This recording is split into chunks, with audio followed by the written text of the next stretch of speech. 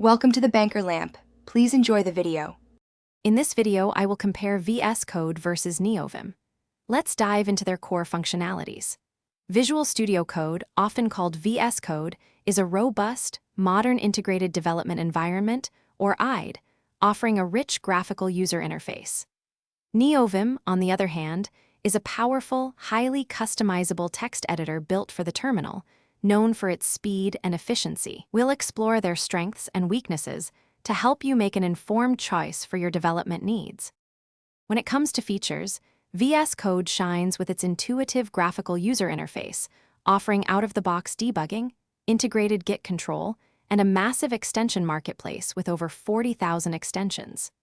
Neovim, however, excels in a keyboard-driven environment, providing unparalleled speed and a highly efficient workflow for those who prefer staying in the terminal. Its extensibility is powered by Lua, allowing for deep customization and a vibrant plugin ecosystem. Let's talk about performance and resource usage. VS Code, built on the Electron framework, generally demands more system resources.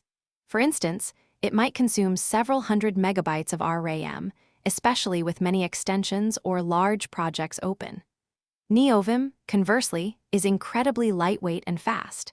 It boasts near-instant startup times and typically uses less than 50 megabytes of RAM, even when heavily customized with numerous plugins, making it ideal for resource-constrained environments. Customization is a strong point for both. VS Code allows for deep personalization through its settings, themes, and a vast array of extensions, making it adaptable to almost any development task. Neovim takes customization to an extreme, offering a highly programmable environment via Lua, allowing users to craft their editor precisely to their needs.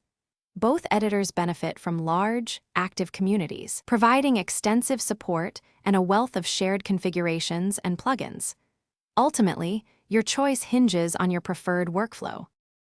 Thanks for watching. If this was helpful, leave a like and consider subscribing. See you next time.